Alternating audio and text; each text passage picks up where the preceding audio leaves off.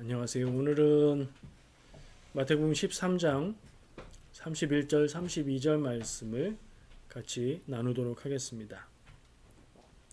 마태복음 13장 31절 32절 말씀으로 작은 믿음, 큰 믿음이라는 제목을 가지고 나누도록 하겠습니다. 본문 말씀 우리 함께 봉독하겠습니다.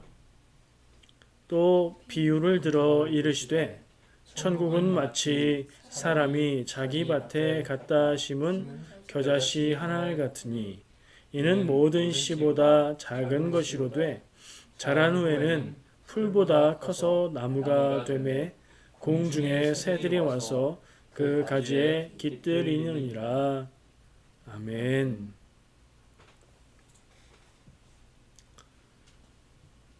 자, 이번에도 천국 이야기를 예수님이 비유로 말씀하십니다. 31절, 32절 딱 두 절을 가지고 한 비유를 말씀하시는데, 그러니까 내용이 길지 않지요. 내용이 짧고 압축적이고, 그런데 또 이 비유 안에 담겨 있는 의미가 작지 않습니다. 마치 비유에서 얘기하는 내용과 비슷한 느낌이 듭니다. 겨자씨는 작은 건데 그 작은 씨가 자라면 나무처럼 크게 된다. 이런 말씀이잖아요. 널리 알려진 겨자씨 비유입니다. 우리가 어떻게 들었습니까? 이 겨자씨가 무엇을 의미한다고 알고 있습니까? 겨자씨는 작은 씨앗을 의미합니다. 씨앗 중에 가장 작다 이렇게 강조하시는 경우도 있는데, 본문 말씀의 의미를 문법적으로 따져보면 가장 작다 뭐 그런 정도의 의미는 아니고요. 가장 작지는 않을 것 같은데 정말 작다, 굉장히 작다, 이 정도 의미로 받아들이면 될 것 같아요. 헬라어로, 신약 성경이니까 헬라어로 기록되어 있는데요. 이 겨자씨라고 번역된 말은 시나피라는 단어입니다. 시나피는 겨자씨일 수도 있고 겨자 자체를 가리키는 것일 수도 있어요. 저는 이 말씀을 읽을 때마다 성경에서 이야기하는 겨자가 우리가 먹는 겨자 같은 건가? 이런 궁금증이 들었었고요. 여러분 겨자 하면 어떤 음식이 떠오르십니까? 저는 겨자를 먹는 경우가 냉면에 타서 먹을 때 노란 연겨자를 잘 풀면, 농도를 잘 맞추면 맛있죠. 또 오리고기 먹을 때 간장에 겨자를 풀어서 그렇게 소스를 만들어 먹습니다. 또 한국 사람들이 먹는 겨자죠. 근데 우리가 캐나다 와서 살면서 만나게 되는 또 다른 겨자가 있어요. 머스타드 있죠. 여름철이면 핫도그에 빨간 케첩과 함께 노란 머스타드 소스를 뿌리죠. 같은 건가 하는 궁금증이 같이 일어났어요. 그래서 좀 조사를 해보니까 거의 같은 것이라는 결론을 얻게 됐습니다. 무슨 얘기냐? 성경에 나오는 이 겨자씨 비유 이야기의 겨자는 아마도, 정확하게는 알 수 없습니다. 워낙 시간 차이가 크고 그래서, 근데 아마도 그곳에서 자라는 겨자의 종류나 그런 것들을 따져볼 때 검은 겨자라고 부르는 종이라고 추측을 해요. 근데 우리가 먹는, 좀 전에 얘기한 냉면에 타먹는 겨자나 또 서양 사람들이 핫도그에 뿌려 먹는 그런 머스타드는 하얀 겨자 종이라고 그래요. 조금 다르죠? 거의 비슷하다고 합니다. 맛도 매콤한 맛이 비슷하고요. 오히려 검은 겨자가, 그러니까 이스라엘의 겨자가 매운맛은 조금 더 강하다고 하고요. 그런데 껍질이 좀 단단해서 갈아서 먹는 용도로 좀 적합하지 않대요. 인도에서 향신료로 많이 쓰이고요. 또 매운맛이 강하니까 약효도 있어서 소화제나 진통제나 타박상에 혹은 근육통에 파스의 용도로 사용하는 약용으로도 쓴다고 해요. 그러니까 이스라엘의 성경에 나온 시나피라고 기록되어 있는 아마도 검은 겨자가 그럴 것 같다. 그러니까 종류는 우리가 먹는 매콤한 맛을 내는 겨자와 비슷한 거다. 이렇게 생각하시면 될 것 같아요. 자, 이 겨자씨 비유의 주제, 핵심은 무엇일까요? 길지 않고 짧은 두 문장 우리가 국어를 배웠으면 주제를 파악할 줄 알아야 되겠죠. 자, 비유를 들어서 이르셨고 처음 뭐라고 시작하세요? 비유의 마태복음의 천국 비유에 시작하는 말. 천국은 마치 예. 주제는 천국인 거예요. 천국이 어떻다? 이 겨자씨 같다. 겨자씨의 특징은 뭐예요? 작다. 근데 어떻게 된다? 자라면 아주 커서 나무처럼 될 정도다. 보통 겨자는 잘 자라면 일반적으로는 1m 정도 키로 자란다고 하죠. 그런데 이스라엘 지역에서는 그리고 이 검은 겨자 종류는 날씨가 잘 맞으면 거의 3m 정도까지 자란다고 합니다. 나무라고 불러도 무리가 안 될 정도죠. 자, 이 겨자씨 비유의 주제와 핵심을 생각해 볼 때 작은 것이 아주 크게 성장한다. 성장, 변화에 초점을 맞추어서 읽을 수 있습니다. 또 비슷한 의미인데 작은 씨 그리고 풀이지만 3m까지도 자라는 그 겨자 나무의 그 작고 큰 것의 대조라고 이야기할 수도 있겠죠. 자, 이 겨자 식물에 깃든 새들이 나오는데요. 말씀 끄트머리에 커서 나무가 되매 공중의 새들이 와서 그 가지에 깃들인다. 이렇게 마무리가 되지요. 예수님의 비유 말씀 중에 생각나는 새들이 있었을 거예요. 지난번 비유가 뭐였죠? 씨 뿌리는 사람에 대한 비유. 4가지 밭에 씨를 뿌렸는데 길가에 뿌려진 씨앗이 어떻게 됐습니까? 새가 와서 주워 먹었죠. 그 비유에서 새는 마귀, 우리의 영혼을 죄짓게 만들고 구원받지 못하게 만드는 사탄의 세력을 상징하는 거였는데요. 여기 겨자씨 비유의 새는 좀 다른 느낌이죠. 겨자나무가 큰데 그 큰 나무에 와서 쉬는 그런 존재를 이야기해요. 그래서 이 겨자씨 비유에서 새들은 사탄을 상징하는 것이 아니라 세상을 살아가는 온 세상 사람들을 이야기합니다. 그래서 이 겨자씨 그리고 겨자나무의 의미를 우리가 상징적으로 해석할 때 일단은 천국이라는 예수님이 천국이라고 말씀을 하셨으니까 천국이라고 생각할 수 있고요. 그것을 현실적으로 적용할 때는 교회, 교회를 상징한다 이렇게 볼 수 있어요. 그러면 해석의 폭이 좀 더 많아지지요. 겨자나무는 교회요. 그 겨자나무에 깃드는 새들은 온 세상 사람들이다. 왜 굳이 온 세상 사람이라고 하느냐? 그런 의미를 생각해 볼 때 유대인만 이 천국에 가는가 하는 질문을 해보면 예수님의 이 겨자씨 비유에서 암시하고 있는 바는 그렇지 않다. 예수님이 교회를 세우시고 그 교회를 통해서 이방인들까지 모든 세상 사람을 다 품을 수 있는 것이 교회요 천국이다. 이렇게까지 해석을 해 볼 수 있습니다. 예수님의 교회는 그래서 예수님의 교회는 사람들을 받아들이고 감싸주고 포용하는 지친 약한 사람들을 품어주는 교회입니다. 이것이 하나님이 원하는 교회의 모습이다. 여기까지 이 비유의 의미들을 해석하는 그런 상징들을 따져볼 수 있었습니다. 말씀을 제가 묵상하고 나누고 싶은 내용들을 좀 더 나누어 보겠습니다. 자, 이 비유의 제목이 겨자씨 비유죠. 겨자씨는 무엇을 상징한다고요? 아주 작은 것을 상징합니다. 예수님이 겨자씨를 비유의 소재로 삼은 이유는 그것이 아주 작기 때문이었습니다. 성지순례에 갔다 오면 기념품으로 사오는 것들이 몇 가지 있죠. 파노라마 사진으로 된 예루살렘 전경 이런 거 사오시고요.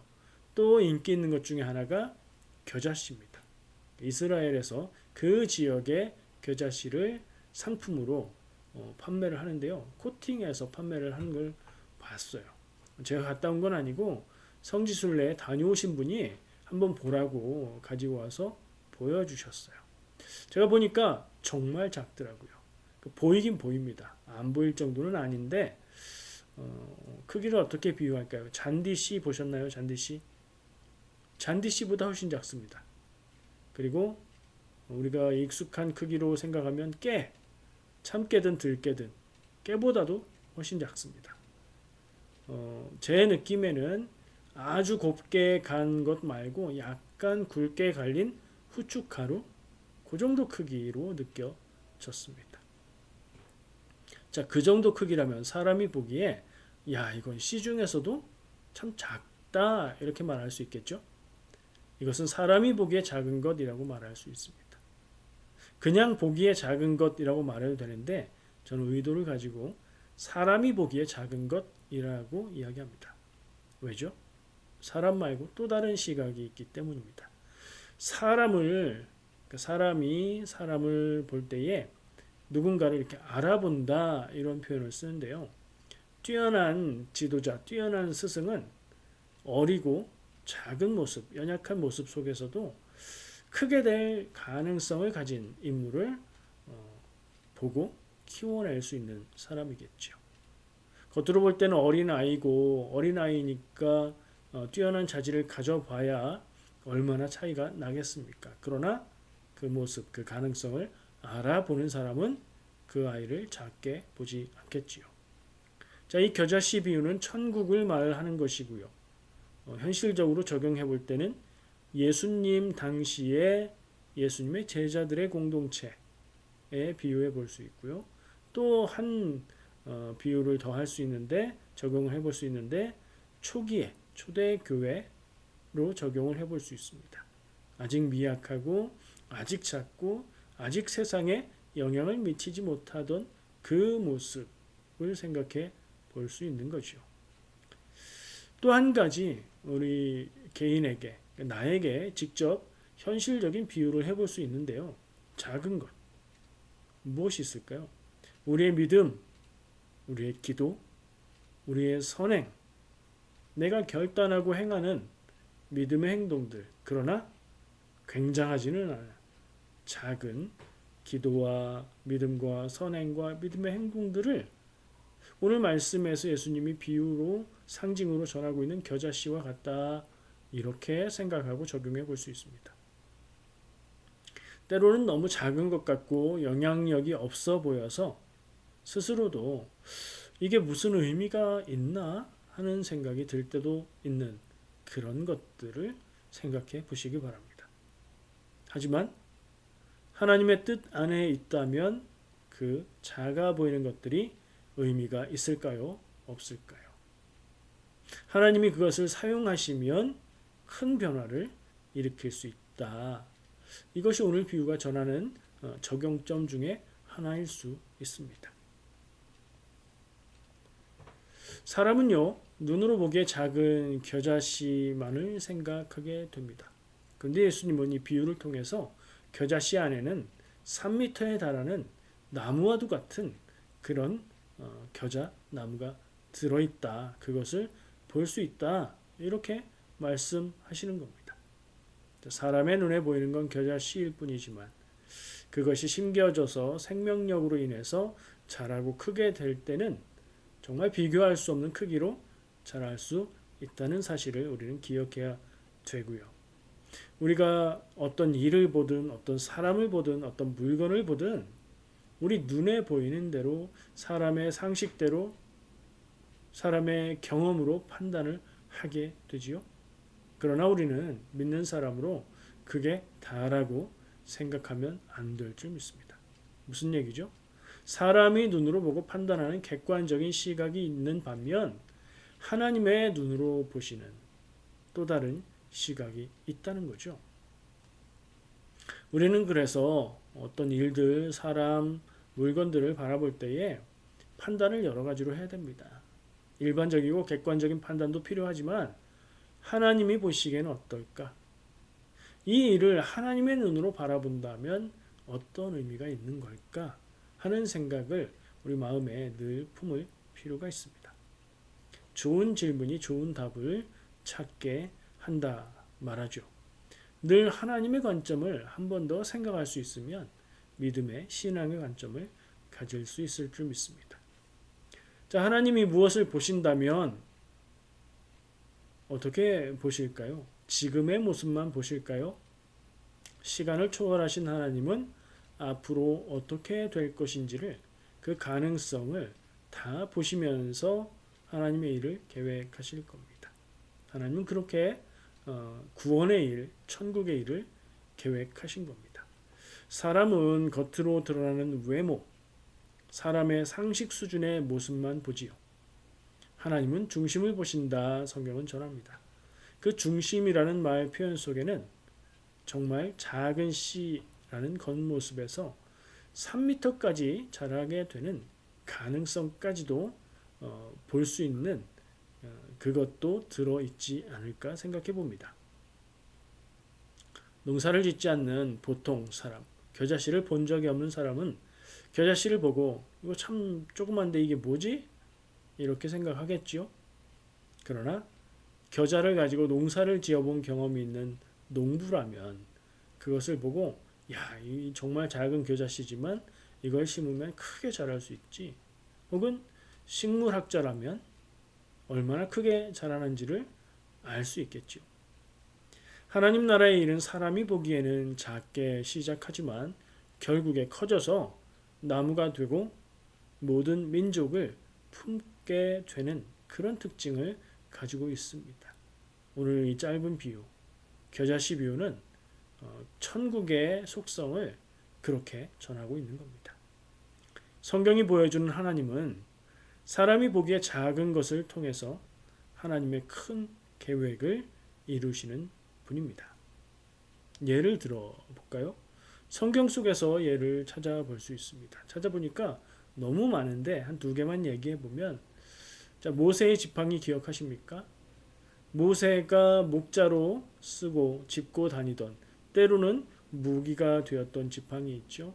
하나님의 부르심을 받고 사명을 받은 후에 성경은 그것을 무엇이라고 쓰는지 기억하고 계십니까? 모세의 지팡이 혹은 목자의 지팡이? 아니죠. 하나님의 지팡이라고 기록을 합니다.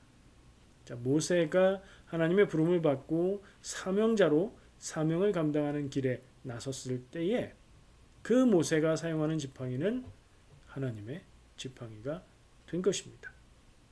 목자의 지팡이는 어떤 겁니까?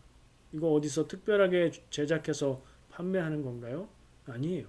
그냥 있는 흔한 나무들 중에, 혹은 떨어져 있는 나무 중에, 부러진 나무 중에, 혹은 나무를 잘라서 사용하는 겁니다. 써보다가 손에도 잘 안 맞고 잘 안 맞는 것 같다. 그러면 버리고 다시 구하면 되는 겁니다. 쓰다가 부러지면 새로 만들면 그만인, 그냥 아무나 만들 수 있는 그런 것입니다. 그런데 하나님이 모세에게 사명을 주시고 모세가 사명을 감당하는 사명자가 되었을 때 그것은 하나님의 지팡이가 되었고요. 대표적인 장면으로 우리는 그것을 들고 홍해를 가르는 기적의 도구가 되었던 것을 기억합니다. 기적을 행할 때마다 그 지팡이는 함께 했었지요. 여러분의 손에는 어떤 지팡이가 붙들려 있습니까? 여러분은 무엇을 잡고 의지하고 무엇을 가지고 일할 때 사용을 하고 능력으로 사용을 합니까? 아무것도 아닌 막대기에 불과했던 모세의 지팡이가 하나님의 지팡이가 되는 변화는 어디서 오는가요? 생각해 볼 필요가 있습니다. 자, 두 번째 예로 들고 싶은 것은 다윗이 골리앗에게 던졌던 돌멩이. 그 어떤 돌멩이일까요? 지금 어디 가면 찾을 수 있을까요? 아마 찾을 수도 없을 겁니다. 어디서 난 거죠? 특별한 돌이었나요? 아니요. 그냥 전쟁터에서 주워온 그냥 널려있는 돌이었습니다. 하지만 믿음의 사람이 그것을 사용할 때에 하나님이 역사하셨고 거인 전사 골리앗을 쓰러뜨리는 무기가 되었죠. 이렇게 작은 것이 믿음으로 사용될 때 그것이 세상을 바꾸는 것, 그런 것이 하나님의 일이고 천국의 모습입니다. 오늘 비유는 역시 그런 부분까지도 의미를 담아서 전하고 있지요. 다윗의 그 돌멩이를 생각해 볼 때 나의 손에는 어떤 돌멩이가 들려 있는가 질문해 볼 필요가 있겠습니다. 나는 내가 원하는 일을 하기 위해서 무엇을 사용하고 있는가? 내가 원하는 일은, 내가 목적하는 일은 무엇인가? 하나님의 뜻 안에서 하나님의 일을 행할 때에 내 손에 들려 있는 것은 거인전사 골리앗도 쓰러뜨리는 무기가 될 수 있지만 또 다른 허망한 것을 위해서 우리가 도구를 사용할 때에는 그것이 얼마나 가치를 발휘하겠습니까? 깊이 생각해 볼 부분인 것 같고요.